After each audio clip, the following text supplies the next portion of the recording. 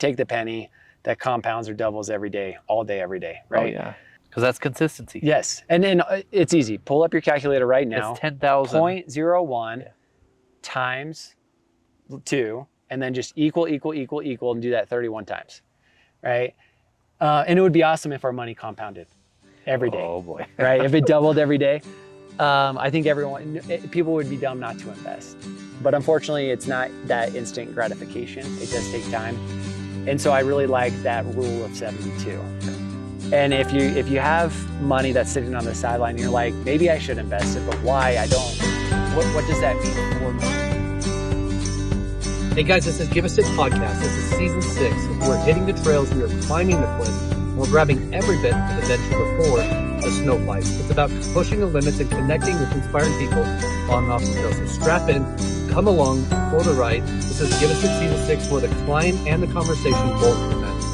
Okay guys, hey, this is Wes with Give Us It Podcast, and we're up on this amazing mountain. We got to ride bikes up and down. This guy let me use his wife's bike. Sorry, Shannon, I did not wreck it. That's great. I didn't. Today was great, by the way. You're such a great rider too. So this guy, first time on a bike, which I'm not buying it. I mean, the uphill, it wasn't even that bad, but even the downhill, like the way you handled yourself on the downhill, you should pick it up. Well, yeah. I mean, it's easy when you think of snowmobiling. Like you don't look at the obstacle, you just look down. Right? Yeah. Yep. The guy next to me, Benton, he's taken his career, his life from new elevations, and that's literal. He's gone in helicopters, financial world, and then also early on establishing credit. From you're 17 years old, you were going to school and working full time. But early on, like family life, elementary, high school, and I just talked a little bit about high school, but I want to dive into who you are. And then we're going to progress through all of that because your story is amazing. Just your career is amazing, let alone what you do today, how you help people. What did it look like in high school, elementary, prior to Discover Cars? First, I appreciate that. We don't take time to really look back on our own life, and when we do, I don't think we look at it through objective lenses. And so to hear that feedback is good. I think feedback is good in life. So, it's not always good feedback, but thank you for the good feedback. Yeah. I am one of 7 kids. I fall 3rd. So older brother, older sister, 2 younger brothers, 2 younger sisters. So I know what it's like to have every sibling. I just don't know what it's like to be the only child, I guess. But golden hair. So with that, obviously my parents struggled financially. My dad, I don't know why. He just was never driven with finances, money, career. My mom was. She was driven in life, but she manifested that in the raising of us kids. She eventually did have to go to work when I was in high school. But I would attribute a lot of my good attributes to my mom, for sure. She taught me how to be kind. She taught me how to be ambitious. She is the most selfless person I know, and that one I'm still working on, for sure. But every time I see her, I'm reminded of that. But financially, we struggled as kids, so I bought my first bike with paper route money. It was a fun little BMX bike, and we would go to these parks and stack picnic tables and just ride off the picnic tables to these flat landings because we had knees back then. And the higher the drop, the better. And one of them was too high, and when I came down and landed, I bent my crank. It ended up being more money to fix the crank than to buy a skateboard. So I got into skateboarding because a new deck was $20 every time I snapped one.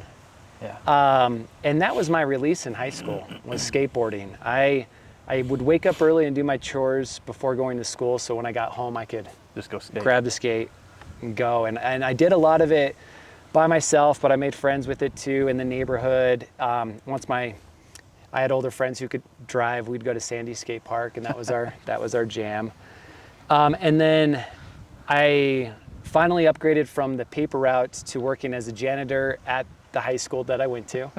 That was embarrassing, but luckily I only had to do that my freshman year. And then, what'd your friends say? Well, my other friend did it too, so we were we would actually, it was kind of fun. We made light of it.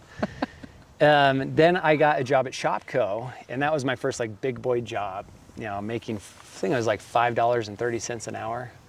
And it was seasonal, but I worked hard enough and they offered me a full-time job. But a lot of my friends started going to Discover Card, and I started hearing $9 an hour. It's like, I got to get there. That's double what I'm making now. If I go there, I don't even have to go to college, right? That's good. That's good money. $9 an hour, no college? Okay, $9. Yeah. Right. How a 15-year-old mind thinks. I guess I was 16 at that point. What was that? I said who's also driven. Right? Yeah. So at 17, I secured a job at Discover Card. And after doing a few months of part-time there, I was able to promote, but I had to go to full-time to do it, to take it. And I really wanted it, but I was still in high school. I was finishing it out. And so I talked my mom into checking me out of my last period every day between, what was it? I think it was February or March till the end of the school year. So it wasn't much. And we had actually worked it out with this. I had good enough grades to where, and my teachers were cool in those last periods to where I was able to make it work. And got the promotion, was working full time. And so at 17, right, it started when I was 17 in my senior year of high school, I was learning about credit. I actually went and got my first cell phone on my own when I was 17, which my dad did not like. He made me take it back to the mall and give it back to the guy. He's like, why are you selling phones to a 17-year-old? He's like, well, he had credit. So, yeah. But Discover Card taught me the importance of finances, really, because not only was it credit, but we learned about, I worked in collections there too. Like when people couldn't pay their bills, I saw what that meant from a finance charge perspective, and I realized how bad credit cards were from a young age. But I also realized how good they were too, with the cash back that they got. So I opened up a credit card, I was responsible with it, paid it off in full every month, and I built that credit, and we'll get back to why that's important. I just thought it was cool because, at 17, I had two jobs too. We're about the same age. I'm a little older, but ZCMI Center Mall was downtown. I worked at Copper Rivet. I was the head cashier. Oh, yeah. Yeah, and, I remember Copper Rivet. TJ Maxx as a head cashier too. I'd just broken my back, so I didn't care for high school at the time. Like my parents said, just go work. So I got two jobs at, like you said, 17. Yeah. So it's nice to know someone else who worked at an illegal age, legal age, whatever you want to call it. Yeah, I will say when I went full time, I was 18 at that point. Okay, I turned good. 18 in January, so I was 18 for a couple months, then went full time, and I don't know what the labor laws were. Don't matter. Yeah, who cares? I whether they took advantage of me or not, I was grateful for what I made and what I learned. And what was awesome is I actually, right out of high school, I moved out with some friends. They were big into snowboarding. I could never afford snowboarding. When I got that job at Discover Card, that opened up the window to snowboard. So I bought a season pass, never having really done it. I think I went twice in high school. And bought all the gear off a good buddy of mine now. He was sponsored at the time, and so he had a bunch of extra stuff. And I just went head first into snowboarding, and that was my thing between 18 and 25. So biking, while I had a mountain bike during that time too, kind of took a back seat to snowboarding. And you were one of the, what do they call them, the lifties? No, I never worked at Brighton. I am a knuckle dragger, so I snowboard only. I've never skied. I split board now, so I'm on skis. Hard. Yes. I don't care. I did an avalanche class on a split board. Very hard.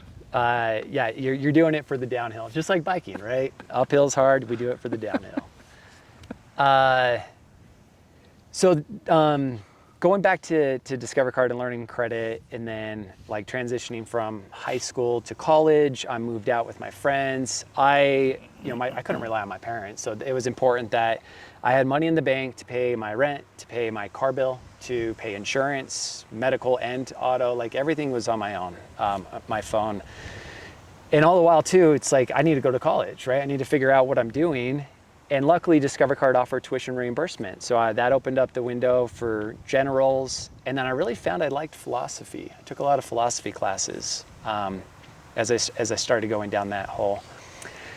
Then I broke my wrist snowboarding. And here I am, like doing college on and off, thinking Discover Card is, dude, I'm making this point. I don't know, maybe I was up to $12 an hour. Good money, plus, commissions, bonuses. And I wasn't on the phones anymore because it's a call center. Yeah. I was coaching.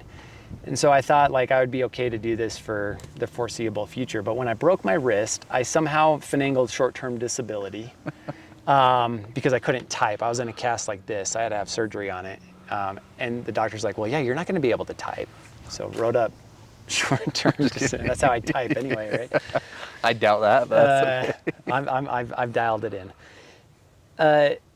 Had some time off from Discover Card, and that's when I realized I do not want to go back. This is not for me. Like, I don't want the office job. Heard a ad on the radio to become a helicopter pilot out of airport number 2 at the time, the airport in West Jordan.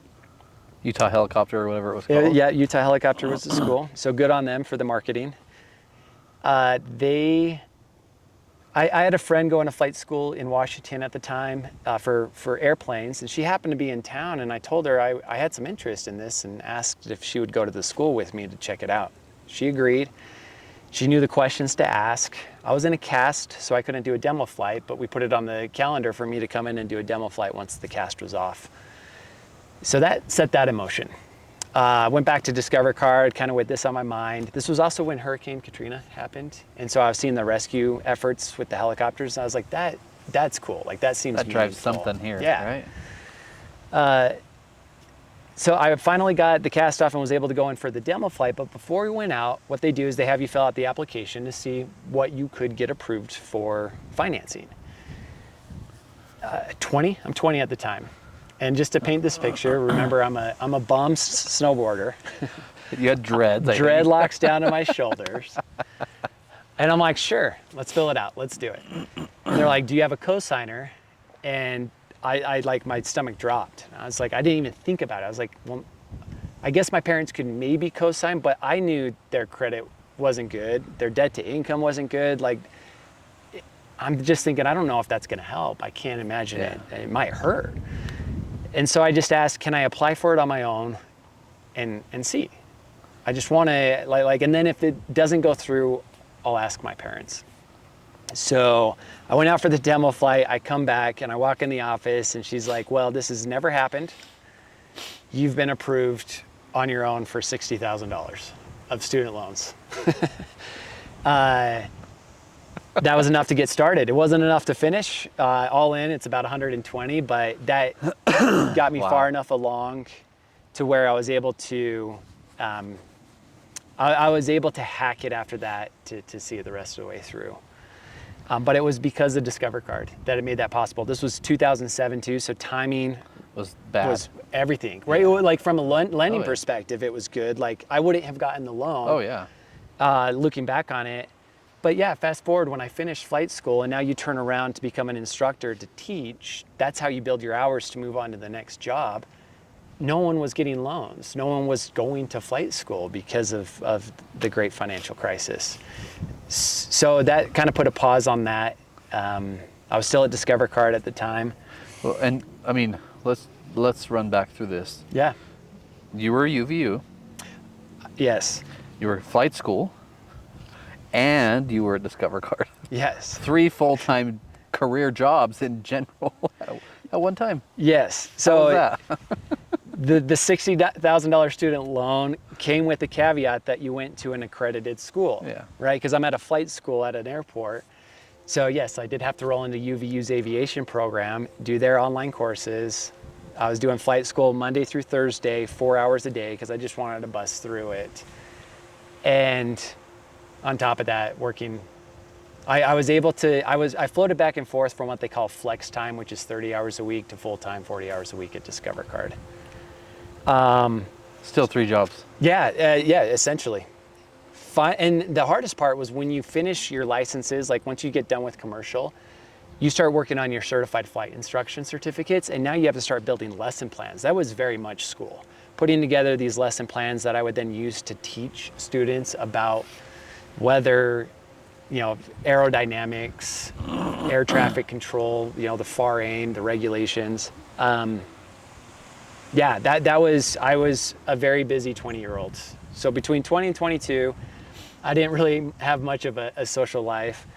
And so Did snowboarding come back in? I always snow. I always find it about that. I wasn't doing it during the week now, but weekends I was up there.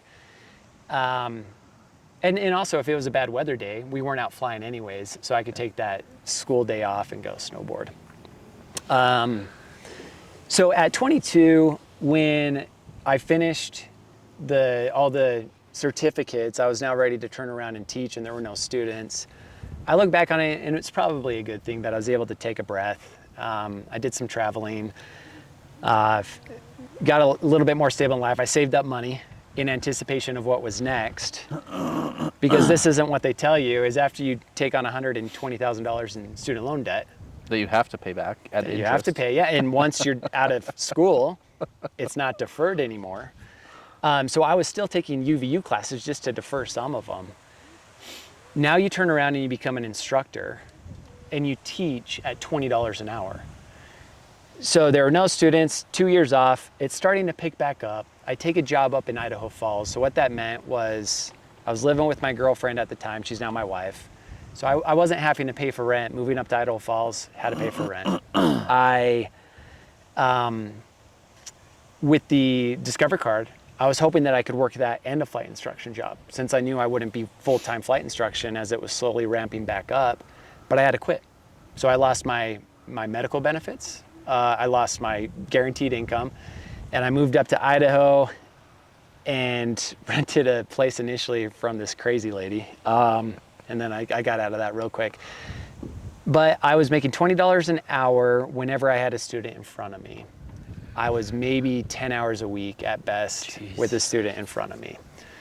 So now I'm to the point where like I've run through my savings. Now I'm using credit cards as I know I'm not supposed to. I need to shop for the better interest rates, but living off credit cards and thinking, how am I gonna get to 1,000 hours and make this work? Luckily, I'm a pretty stubborn individual. Determined, I'd say. Determined. Better than stubborn. I was like, no, I'm not. Like, well, and plus the loans are pretty heavy on you. Yeah. Like that's a pretty thing. I mean, to can you hold over your imagine? head. That's like, I'm trying to think. My first house in '08 was 175. Was that before the crash or after? It was right during it, and it was a short sale. That's awesome. So, I mean, that you got a good deal. well, yeah, And, right? Like you think about a house now, and that was a good investment for you. But what's crazy is '08 to '18, we sold it for 300. Yes. But you would have kept it 2 more years. 2 more years is when you You sold it really for had it ramp 600. up. Yep. And yeah, we have a similar story with some rentals that we had, but that's a different. But I want to ask one more question, because like you flew right past that, literally. But what was your first demo flight like? They don't tell. So my first commercial flight on an airplane was at 18, and I knew at that time I loved aviation. We grew up underneath the flight path into Salt Lake, and my brother and I were always just fascinated. He always had the toy airplanes. I thought he was going to become the pilot. And so I was hooked with aviation for my first commercial flight.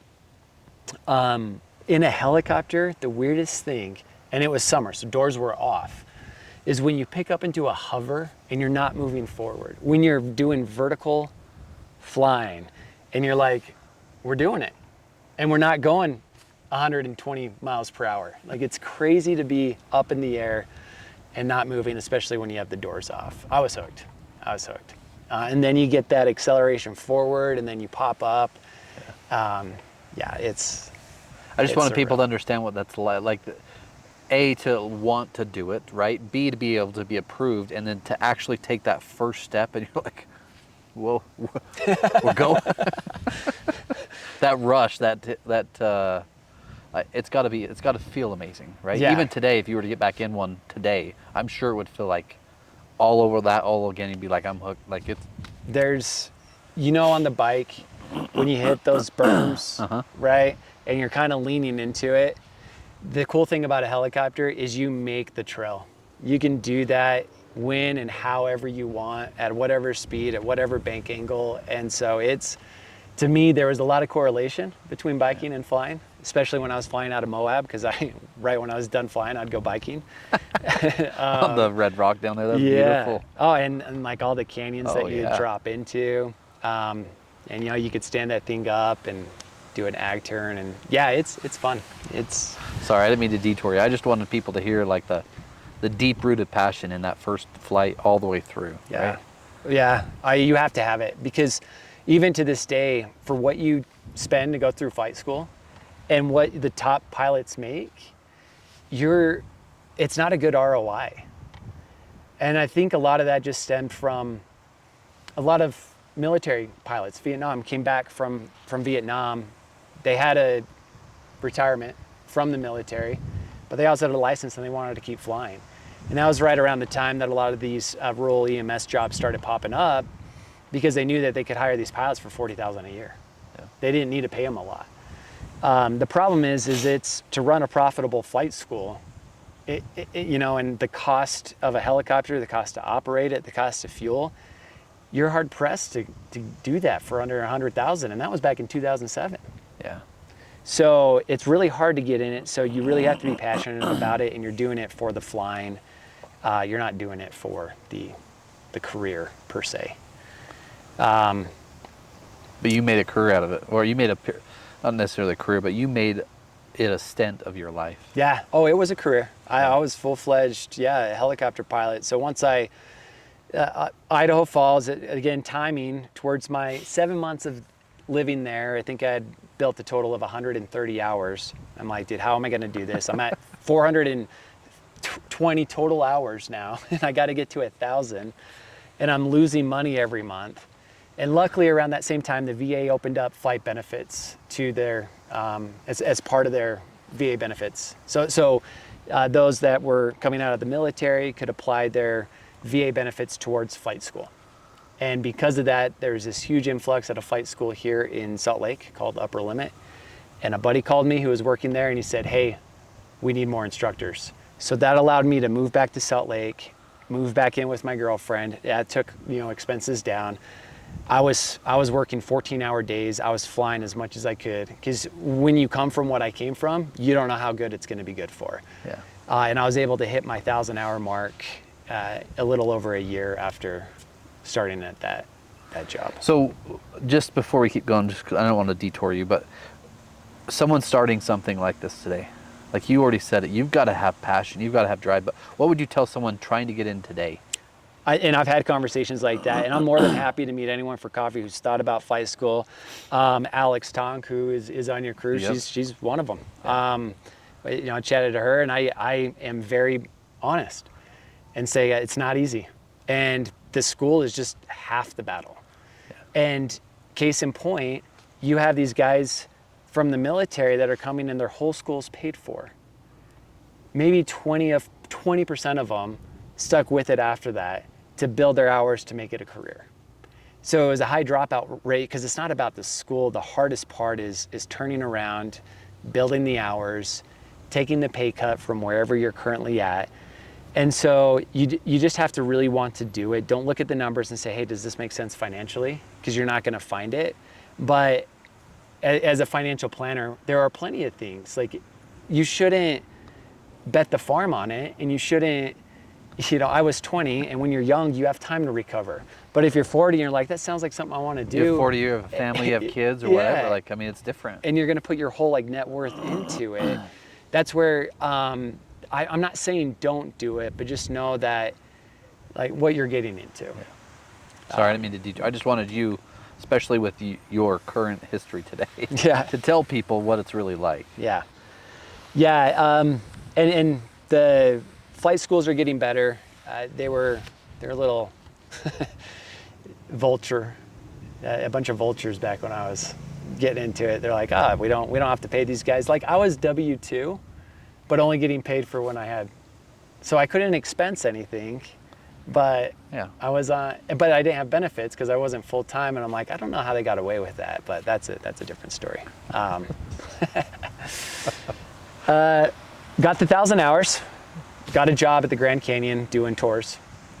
And that schedule is a week on, week off. And my wife, I've talked to you about this, My wife is a badass. Can I say that on this? Oh, absolutely. Okay. Yeah, I was going to say it for you. Yeah, my wife's a badass. And anyone who knows her knows how big of a badass she is. Super driven. She's always been in business. She worked at Discover Car. That's where I met her. She went to eBay.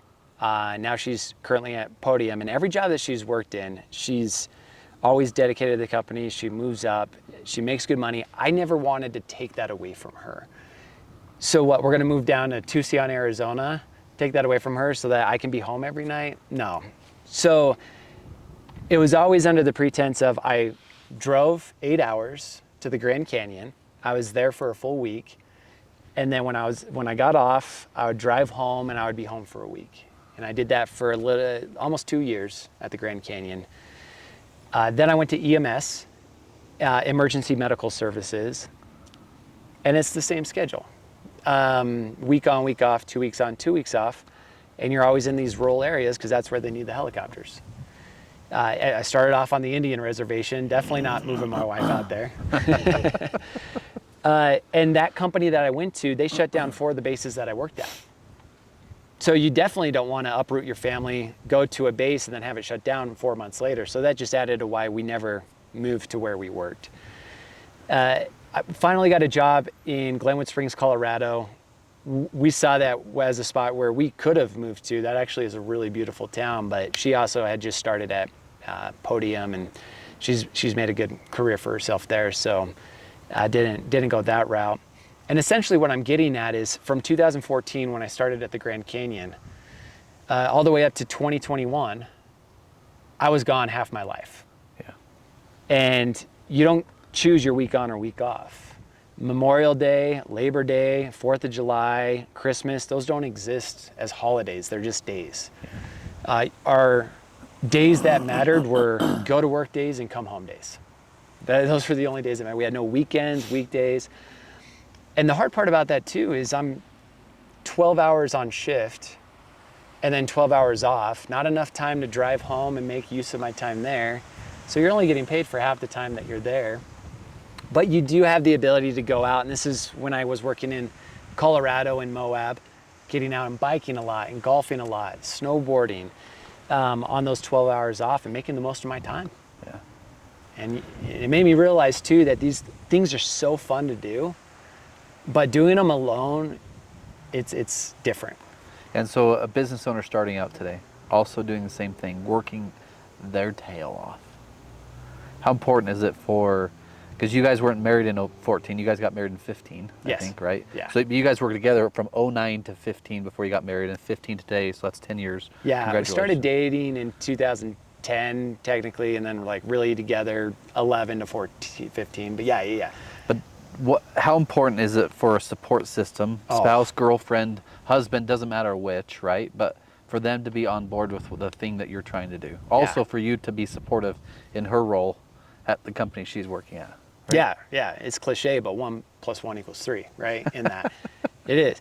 But I've always said this, in a relationship, there's 3 entities. There's you, there's them, and then there's us. And you have to be dialed on you. Okay, because you can't expect the other person to change you or drive you or create you. That's on you. And then the other person, same. That's their challenge. And then you hope that once those things are established, that when there's the us, that you're lifting each other up and pushing each other forward. And that is very much what I have in Shannon. She's always supported me. I've always supported her. I could not have made the transition from flying to, business owner, financial planner without her support, without that. So goes back to the loneliness, right? You can only enjoy so many things by yourself. Yeah. Right? And when you have that support system, it opens up the door to opportunity. Yeah. Like that you wouldn't have had without it. So that's a great thing. I'm glad you brought that up. Well, I know your passion for her, and when we talked yesterday, even deep, I know Alex knows her too, and Alex said this: we need them both on. It means a lot to me because my wife and I own 2 businesses separately, right? And if we're not on the same page, the kids feel it, employees feel it, everyone around you feels it. Yeah. Whether you think they do or not, right? And luckily my wife and I have been on the same page for so long, and we don't have kids. that wasn't a choice. It's just the cards we were dealt. So I know how much too, and good on you, that how much a wrench kids can throw into the whole picture that we haven't had to deal with, for better or worse. We luckily have a lot of nieces and nephews. The cool aunt, cool uncle. Cool aunt, cool uncle. We've had our niece. She lived with us for 3 years. She's no longer with us, but now we have our nephew living with us. So being able to support them, our business was able to sponsor my brother's kid, his soccer club. So that was really cool to be able to do. Good. Supporting our nieces and nephews as much as we can. So this lifestyle of helicopter flying, this passion, all of these amazing things, also being able to go fly and just test your balance or your abilities with the helicopter, right? Yeah. But it wasn't necessarily a sustainable life for what you guys wanted. There were two things that I realized in my career, and one is I wasn't in control of my ceiling as a helicopter pilot. Working for someone, they were always going to dictate what I made. They were always going to dictate my schedule. Sure, seniority, I can maybe pick from, one of two schedules, and I could pick the better schedule, but still. And when I realized that wasn't going to change unless I changed it, that was a wake-up call. And the other one is I'm driven. And I don't say that in a cocky way. As a matter of fact, I had a hard time saying that, but you go through life far enough or long enough, and then you look back and you compare yourself to the average and you go, yeah, I guess I am driven. I get, if you look at it that way. 2 jobs at 17 is driven. And I just looked at it as necessity, but I didn't realize that you could have just not done that, right? I always felt like there was no other choice, but that then taught me that when I had choices, to pick the harder one. Well, there was the bike, there was the skateboard, right? Or there was the mountain. Yeah. At 17. But you chose the job. That's and true. then all of those things. That's true. Well, and right, I needed the job to fund those things. And so having that passion, but it all comes back, like, why do we build businesses? I mean, yeah, the money, but the time. I feel like it's more about the time, and we can get back to that when we lead into. Yeah. And I guess maybe that's a good segue now, because part of the other thing is I was half my life away. Yeah. I needed to spend more time with the people I cared about. I wanted to stop missing out on experiences, and being that driven individual, I knew. I talked to you about this in the Rockies when I flew 3 years in Glenwood Springs. Our milk run was Glenwood Springs, Denver. And so you're flying over the Rockies there and back. Well, when you have a patient on board, your goal is just to get to the hospital as fast as you can. But on the way back, our company gave us a long rope to hang ourselves with, to go out and train in the helicopter with the med crew with high altitude landings, high wind landings, maybe some confined area landings. Engine failures, as long as we were doing them to a runway, one skid landings, toe-ins. They allowed us to do that, but that doesn't mean every pilot did do it. A lot of pilots didn't do that. Yes. And when I realized that's kind of the pilot I was, but I'm getting paid the same as the other pilots, I'm like, no, I can make better use of this drive if I was to shift to something that I could control. And that opened up the desire to do something more. And then came the opportunity. And that was my good buddy who had started a financial planning practice of his own. He had worked for Waddell and Reed. He'd come on, he had a mentor, but he built up a book of his own that got to the point where it's like, I can't manage this on my own. I need to bring someone on. And I was a client of his at the time, and my wife and I had a bunch of different investments at this point. Horse breeding and all sorts of things. We were just starting the horse breeding at that time. And keep in mind, at 26, I was insolvent. I had more debt than assets, okay, at 26. Now fast forward to 34, and we have a pretty strong balance sheet with the ability to take this risk. And I think that too, my financial planner, my friend at the time, saw that. And he also saw that I had a natural draw of inquiries. I was always getting deep into it. He said, hey, I know you like this. I trust you. I'd rather hire someone that I can train Uh-huh. that I already trust than the other way around. So I went on, I studied for the SIE. You don't need a firm to endorse you to take that test. So I went and took it, and I reached out to him, and I was like, all right, it's done. He's like, oh, this guy's serious. Okay. I got on a call with LPL Financial. That was the firm that bought Waddell and Reed. It's funny, I think back on that call, and I'm like, yeah, like, I'm really driven. I want to do this. I know these things. And they're like, well, it's a lot harder than that, but we'll give you a shot, essentially. And yeah, it's kind of fun about how I dumbed it down, because now I know better. But at the same time, when it comes to flying, if I knew everything that I had to do to get to where I needed to be before I started, I don't know if I would have done it. Yeah. So it's one of those things where it's kind of better you don't know. Just like starting a business, you Yes. don't know what it's going to take. No. You don't know until you do it. You think you do. And we talked on the trail on the way up earlier. I said something silly to my brother once. I know what it's like having kids. I have a dog. Man, did I not know. Sorry, I didn't mean to segue. No, I it's mean, okay. And we have a dog and a cat, so we're still using that. That's okay. That's we great. respect the parents with But kids. you jumped from this into studying and then passing this test. What's the 7? Didn't you say you took the 7? Series 7 was Yeah. the next one, and that one is for you to become registered to sell securities with the SEC in FINRA, and that's the one where you can't just go out and get your 7 and then open up a lemonade stand and sell stocks. You have to be endorsed by a firm to go out and take this test. And so I needed LPL to endorse me. So I get on this call, I talk to them, and they're like, okay, Taylor, if you trust this guy, okay, we'll endorse him. So they onboarded me to their firm, and I took the test, and I passed it the first time. Which I'm assuming is hard. It's not common, I'm coming to find out. You don't know what you don't know. But I would say what's more unique about it is I passed the SIE test, and you have to take that one before you can even sit for the 7. And then within a month, I was ready to take my 7. And a lot of these, junior Determination right advisors and associates, part of them being hired at a firm is their job requirement is to study for the 7 and have it taken within a year.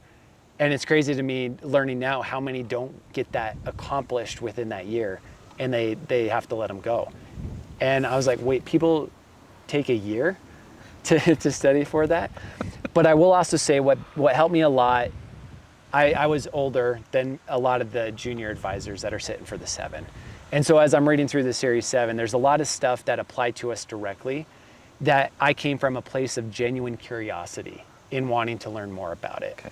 And so and when you come from that place, it sticks a lot easier than if you're just learning to pass a test. So anyone who's studying for the Series 7 and you're curious, or you're getting stuck on understanding options, go out and buy options. I'm not saying put your life savings in, spend $100, buy some call options, right? Buy some put options, see how that works.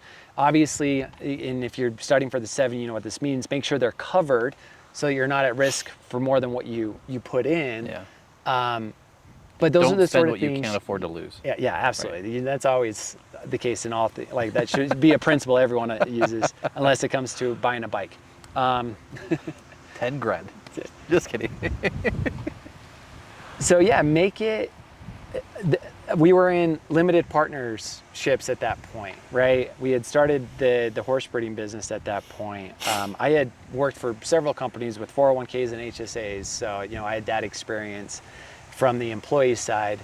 My wife had stock options at her new company. She had employee stock purchase plan at her old company with RSUs. So there are all these things that made the test a little bit easier because of age. But that shouldn't stop anyone that's younger to pass it. The information is there. Yeah. Especially today. Yes, yeah.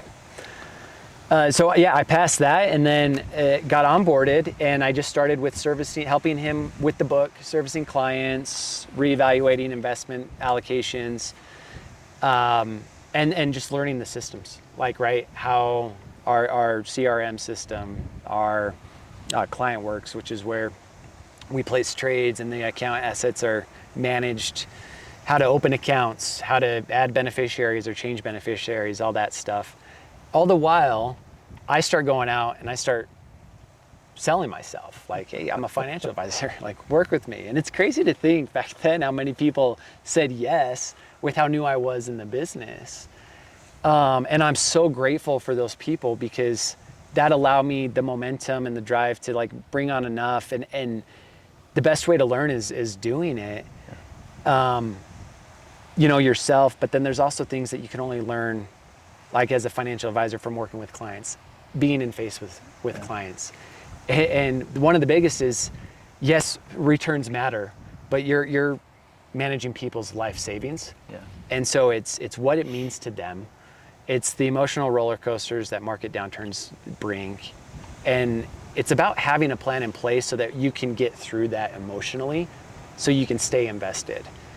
And so as I'm doing this and building our book, and my partner was very aligned with that same philosophy, it was like, okay, we had other advisors that came over from the Waddell and Reed acquisition of LPL that were in the same office, and my business partner now at the time was thinking, okay, we'll just merge with them. But luckily I was able to build something fast enough, and we had some good synergy at that point before he decided yes, or had to make that decision, that we're like, no, let's do our own thing. Let's lead with financial planning.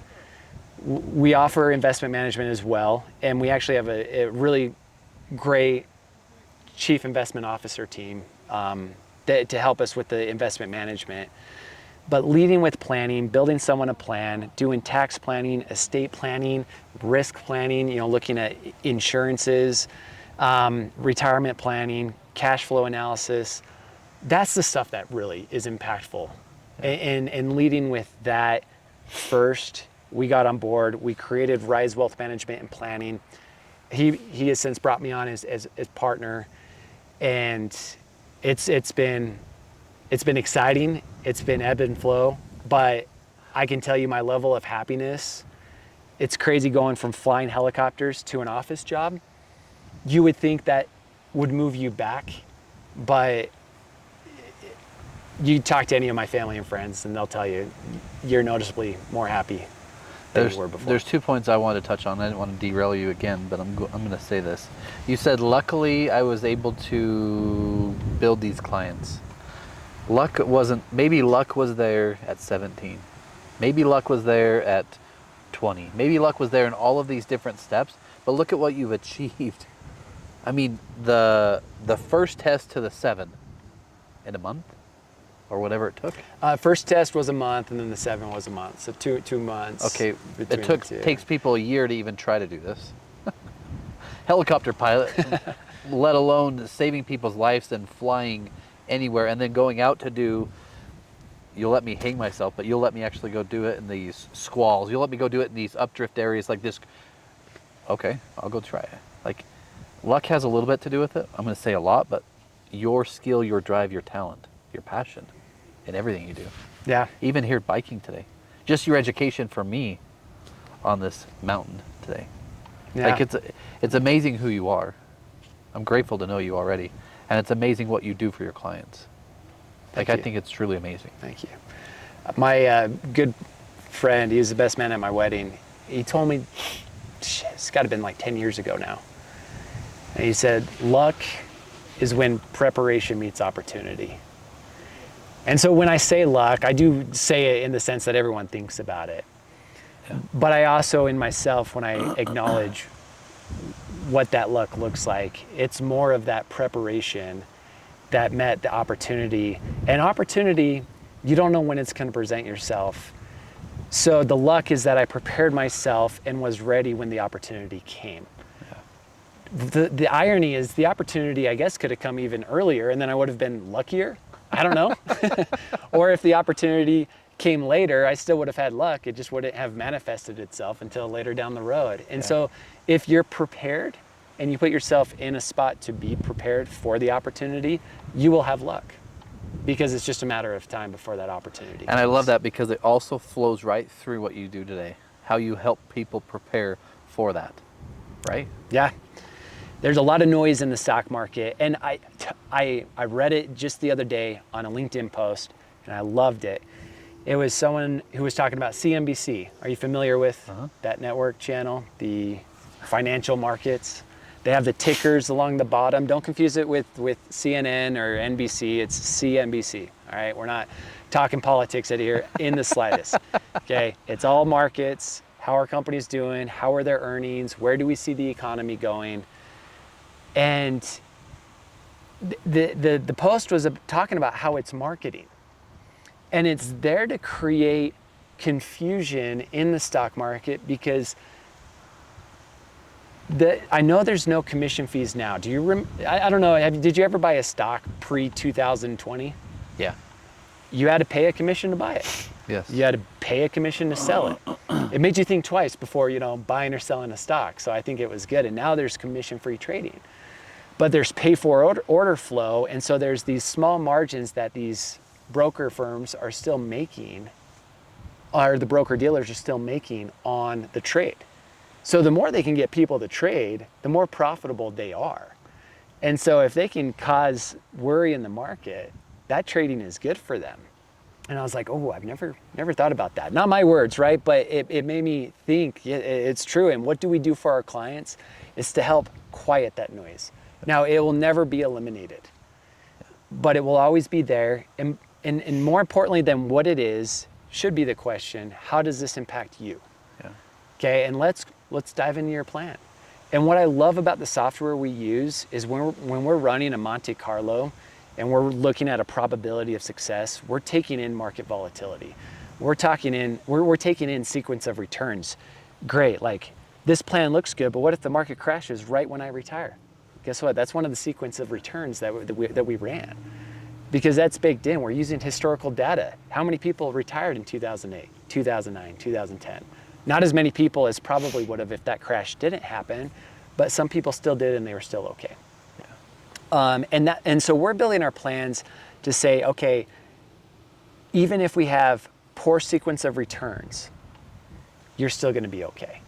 Okay, and if we can give your plan an 83% probability of success or higher, then we've done a good job in building a plan. And now what it is where can we take control of that, both as advisor and client? What systematic contributions can we set up to help fund these? Okay, and how much do we need to fund? What's your lifestyle now? Let's look at your cash flow. That's going to determine what your lifestyle is going to be in retirement, but also how much is extra that you can put away without sacrificing the things that matter today. Your kids will never be younger than they are. You will never be younger than you are. So you shouldn't just be saving to save. How much should you save? That's a number that you should know. Yeah. And then you can spend the rest a little easier. And then where we come in to help our clients is, okay, how can we optimize your taxes? How can we make sure you're not paying an underpayment penalty to the IRS? You're already paying them enough. And we're not coming up with these extravagant tax loopholes because, we want to operate within a box, but we don't want to tip the IRS. So absolutely looking at taxes, making sure that we're optimizing not just taxes this year, but all the way through your whole life. And then more importantly than anything, you had mentioned your dad passed away at 56. Mm-hmm. And how was your mom prepared for that? I mean, well enough in a way. My dad had pension, still has pension, so my mom will get that forever. She had a great job, right? But past that, life insurance, very little if any, right? But what's the quality of life, right? Yeah. What's the quality of it? And is the pension adjusted for inflation? No, no. I don't know. It is. Maybe there's a COLA, but you're right. Inflation will usually supersede that. And so those are the things too in our plan. Hey, if the husband's no longer around, what does your plan look like? And how can we get ahead of that? What life insurance do you need to make sure that you're still living the life that you have mapped out in this plan? What about property property and casualty? Do you have key man insurance for your business? Yes. You have whatever. Buy-sell agreements. If something happens to you, do you want to go into business with your business partner's wife? I'm sure she doesn't want to come into business with you. So what is in place? Are you able to finance it? And if not, is there a life insurance policy that you could put in place to help with that bridge? Absolutely. So when it comes for the businesses, that opens up a whole new You know, with business owners, you're almost building two plans, one for them and one for the business. But it even should be that way. It Yeah. really should be that way. But even on the individual side, how many people do you think know what their liability coverage is on their car insurance? And we have a client who's an attorney. She referred a client who unfortunately got in a situation where a motorcyclist was killed. And so the first thing the attorney is going to do is look at the insurance policy. What is the liability? We're going to go for at least that. And a lot of times, if it's enough, that's all they go for. But unfortunately, in this case, it was only $30,000. I've never seen a liability that low on an auto insurance, so I was surprised to hear that. And unfortunately, he was worth a lot. So the attorney for his client has to do the right thing and go for him personally.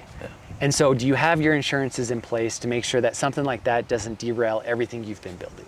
Plus, I mean, I want to just take that to another level, because that doesn't just derail you, but if the company goes away because of this thing, every one of your employees gone. Oh, yes. Right? For business owners, it's even more important. And past that, we had a guy, drunk driver, hit our sign out front, and we paid what we thought was coverage. We paid the minimum payment, because that's most time you want to pay the minimum payment. It doesn't give you it doesn't give you the coverage you need to actually cover what happens, and it's not even your fault. No. So there's so many things that go into just the plan alone, right? Let alone all of these other aspects that you guys tie back together. Yeah. And this is drinking from a fire hose for anyone we work with planning. and I get it. And sometimes That's why you do it. I do. And I bet you could talk to like half my clients right now and they're like, there's a lot, right? And a lot is delivered. And I'm getting better. In aviation, I don't know if you've ever listened to air traffic controller calls. Have you ever like watched YouTube videos No. of like an airplane crash and they have the radio calls and they're like, and that's what it sounds like? That's how I learned to talk as a pilot.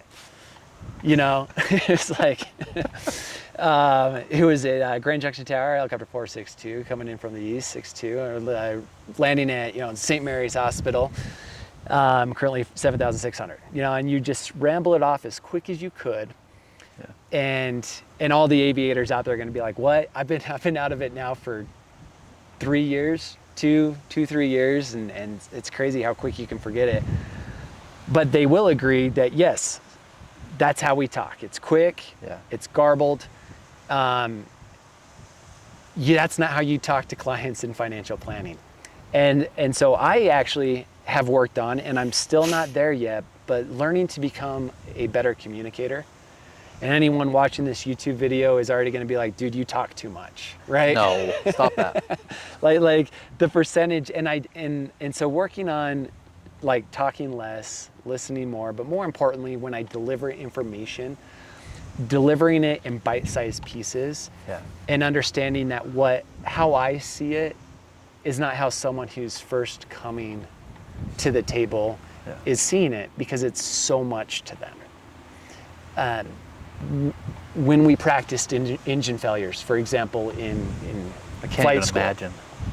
the first time my flight instructor showed me an engine failure, I had no idea what was going on. It was all happening so fast. And by the time I was about to leave flight instruction and go to the Grand Canyon to fly tours, I was going out with the flight instructors, like the students working on their flight instruction, and teaching them how they could do an auto to a church parking lot that they had just passed, because that may be your only option when you're flying from West Jordan back to Salt Lake International. And so, you're rolling off the throttle, you're standing it up, you're turning it around in air, you're getting your airspeed back up, and then you're flaring right at the spot that you passed. And for me in that moment, it's all slowed down and controlled, but for them, again, it's like, it's a lot. And so same in the financial planning, when we build this plan, I see everything so clear, and I just want to get it all out and say, hey, here it all is. But what we've realized and what we're getting better at is we need to take this in bite-sized pieces. Let's create an action item list so we know what we're going to work on, but then let's focus on this in bite-sized pieces. And I think primarily what what we've started shifting our focus to before we even get into the investments and retirement planning and tax planning is estate planning and insurance. Because until those two protections are set up, what's the point of having a plan? And you probably establish current reality today, where you are today, Yes. right? Before you move anything further, where are you today? Yeah. Like, right? Yeah, so yeah, where are you at financially? Where are you at coverage-wise? Where are you at with your estate plan? Yep. If you were to die right now, where do your assets go? We build that out so that then when we start with the estate plan, we go, okay, if you were to die right now, here's how things would happen. Is that how you want them to happen? If not, let's fix that. Yeah. Okay? Insurance. Okay, right now, here's your coverage. If this happens to you, are you okay with losing this much of your net worth? Right? Or are you okay with only living off of half of what you were planning to because you didn't have proper insurance? And if not, let's fix those. Then we can get into retirement planning. Okay, based off of now protecting all that and what you're saving right now, here's what retirement looks like for you, both based off age and amount you could spend. You want to mess with those? Let's mess with them. And here's what it means for you today. Here's what you have to do today to make that a reality. What type of clients are you looking for today? So You just talked about how you can help them, right? I just got back from a conference that talked about this, so it's a perfect time to ask this question. And we want to work with the clients where we can deliver the most value, right? Because we do charge a fee for a plan. Which you should. You Right. add value, you should. And the goal is you get more out of what we build than you pay us. And then it's a win-win. Yeah. And so business owners for sure, right? Like that, working with a financial planner and mapping out not just your business, but your personal finances. There's so much tax planning that can go into that. Insurance, risk mitigation. Yep. Estate planning, how do you want the business to get passed on? We tend to add the most value to business owners.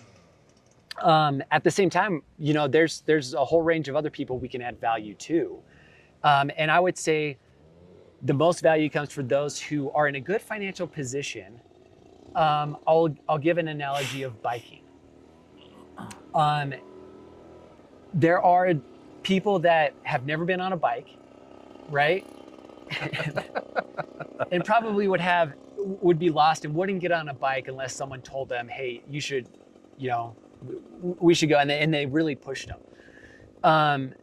And so they'll maybe never get on a bike because they don't want to. And when you replace bike with finances, those people that aren't eager to save, put money away for their own financial future, we're not going to be able to add a lot of value. Other than educating you on why you should. But other than that, and if you end up taking that advice, that does end up having a lot of value, but they're also not in a place to maybe spend, for that coaching. I digress. But then on the full other scale, you have that person who's been biking since they were 5. They don't have a bike coach, but when you watch them bike, you're like, dude, this guy's good, right?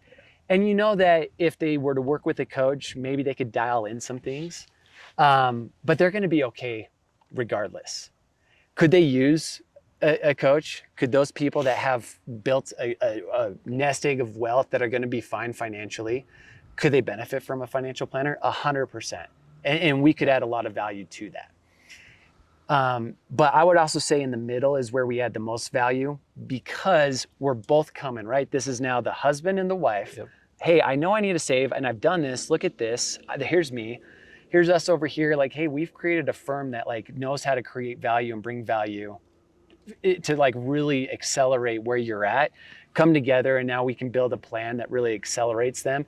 It's that person that has the bike that's going out twice a week and is like, I really like this and I know I could get better, but I just don't have the time to research and learn, that could really benefit from hiring a coach to come in and say, hey, change these few things and keep working at it. So does that? Yeah, no, I think it answers it ironically perfectly with bikes today, right? You had said to me earlier, you haven't been on a bike? You haven't ridden a motorcycle? You don't dirt bike? No. Well, you just got on, you did it. Well, That's because that's who I am. I just do. Podcast is done just because we did, right? But to your point, there's some people that believe, because we talked about belief, they can never save. Some of our employees believe they can never save. I can tell you can. A good friend of mine, my nose just got stuffy because of the air, but he set up a 529 for each of my girls when they were born. Wow. He put the first $50 in, and he made me commit to putting $50 in every week or every whatever it is. I looked at it. This obviously taxes coming, right? Looked at it. It's $29,000 for both of them. That's awesome. Or it's $19,000 for one, $10,000 for the other at 9 and 6 years old. I'd have never done that had someone not taught me just to do. Yes. And my value to the community for people in there is I'm pretty active on LinkedIn. I wish I was more consistent, and I go in ebbs and flows, but I try to just talk about client scenarios that we've ran into, or talk about things from a different angle, and just try to get that information out there. And so for the people in that position, it is out there if you want to look for it. Yeah. For the people that have taken that, right? That they looked for it, now they're doing it, you're going to get two different people out of that. People that like really love it, they lean into it, and they're going to be okay. And they, and they're going to, and maybe they themselves become financial planners. That was my route. Like, I just realized I had a natural knack, like, for wanting to learn more about it. And we had invested in real estate, in the different stock, company stock plans.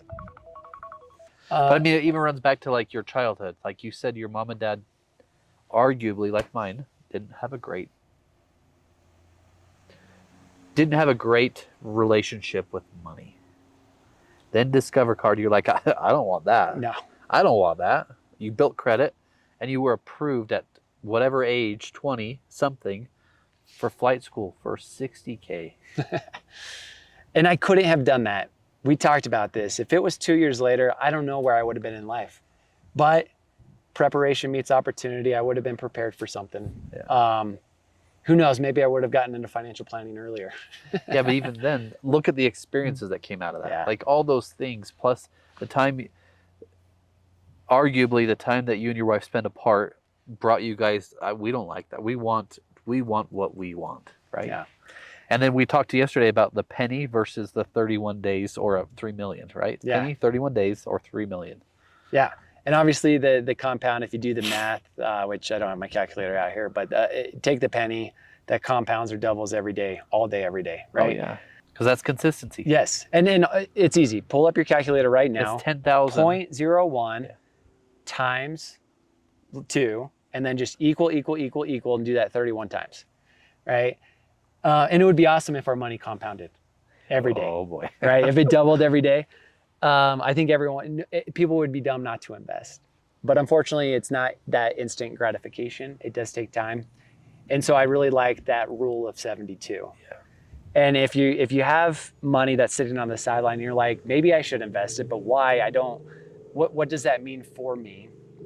Well, if you're to take that lump sum of money, let's call it $200,000, it's sitting in cash, and you're like, I don't want to put it in the market. I'm weary of it.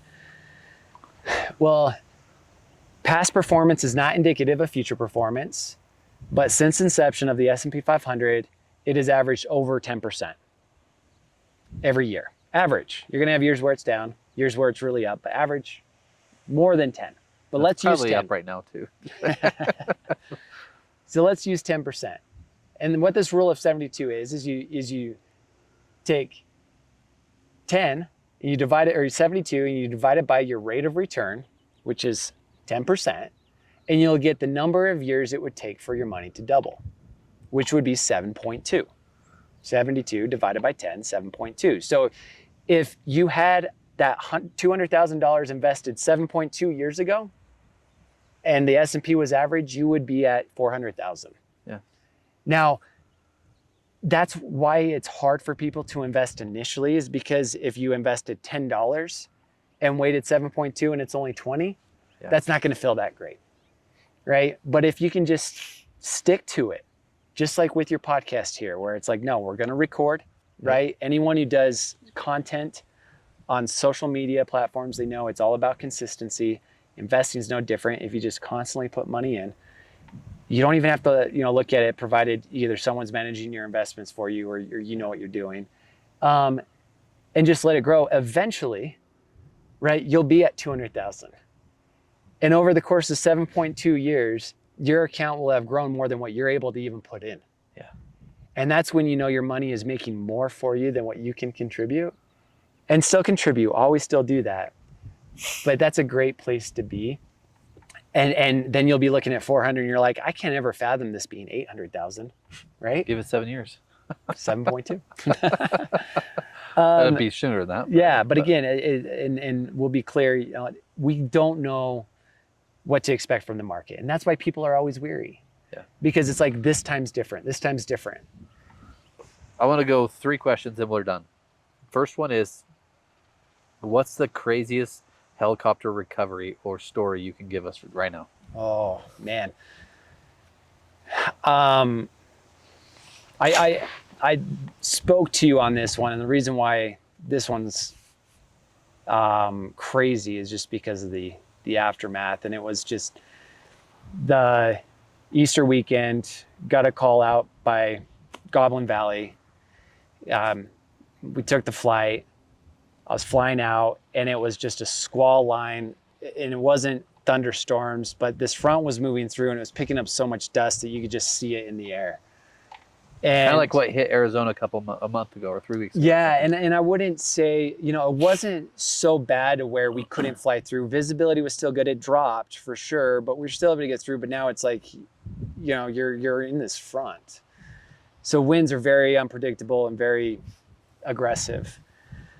And this was a slot canyon, like they were rappelling into a ledge, like down to a ledge. And that wasn't even the exit. They still needed to get down a few more. And it was father who was rappelling with his 2 daughters. They went first. And unfortunately, they were using a tether that was already on the tree that had been there for a while. So it was weathered. It wasn't stable enough to support his weight. Luckily, his 2 daughters got down safe, but then while he was moving down, it snapped and he fell. We were trying to get into that spot, and we couldn't even land up on top because it was right on this cliff and the winds were coming, and I tried, and it was upsloping terrain. You don't want to be flying into upsloping terrain. They called DPS for their hoist. They knew they couldn't come in because of the wind. You can't hoist when it's windy. Long story short, I tried to land the helicopter 3 or 4 times, and for the safety of me and the crew, we had to call it off. So we flew, and we had offered to fly people in as close as we could, and we did do that. So we flew them in as close as we could, the ground crew, so that they could get to them. And then after we did that, we flew back. Well, a couple hours later, dispatch calls again and says, hey, they're still out there. They're wondering if you could go now. And I'm like, yeah, we'll give it another go. And now it's night. We head out, right? The front's passed, so now it's totally different. Still kind of windy, but I felt comfortable landing like down there in the canyon if we needed to. But they had already set up ropes. They were rappelling. They're like, no, if you can just land up top so that when we get him up, we can load him up and you can go. And so we did that. And crazy enough, he was still alive. But as they were hoisting him up, he coded. And by the time he got up, we couldn't make it. Like he didn't make it, unfortunately. Yeah. Sorry. I'm sorry to bring that up. I mean, I just wanted people to know that there's a deep passion within you to help people, right? Go out of your way to help people. So yeah, and I guess the silver lining to that story is, he was holding on for his girls, and it's almost like once he was lifted up and away from them, he, it's just he was done. So, that, and so the reason why I bring up that story is because it brings in the heart part of flying, but also the emotional part of all these first responders that are out there and the stuff that they're dealing with day in and day out. And I wanted to tie into that because I was hoping you were going to tell it. So you guys also help first responders. Yes, because of my background and what I know they've gone through, and COVID. I was flying EMS during COVID. And guess what? We didn't get shut down. Like flight crews, we didn't know what was there. And when you look back on that and you realize the risk people are taking to fly people with COVID, not knowing how that could impact them and their family. So yes, I have a special place in my heart for anyone who gives to community. Yeah. Teachers, healthcare workers, first responders, who in my opinion are grossly underpaid for what they do. Veterans who are totally neglected once they get out of the military. So yes, we do have a discount on all our fees for them. Thank you for sharing that. What does success look like to you? Oh, relationships all day. Like at my funeral, who's there? Bar none. A freaking man. A freaking. And how do everyone listening get a hold of you today? Like I said, I'm pretty active on LinkedIn, Benton Blake. You'll see the helicopter on my banner. So helicopter pilot, financial planner, not a lot of us out there.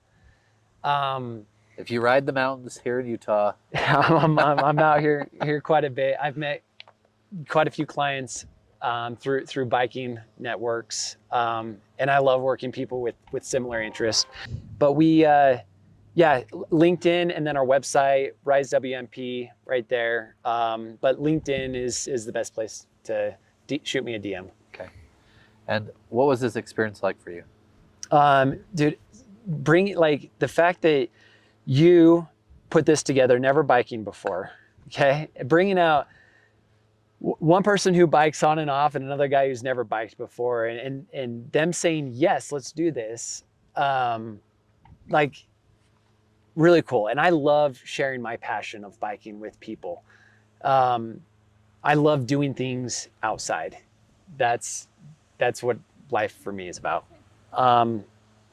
So thank you for putting this together. Thank you for bringing like-minded people. I told you on the trail, I feel like it's a lot easier to get business owners out here doing something out of their comfort zone because starting a business is uncomfortable. They've already done it.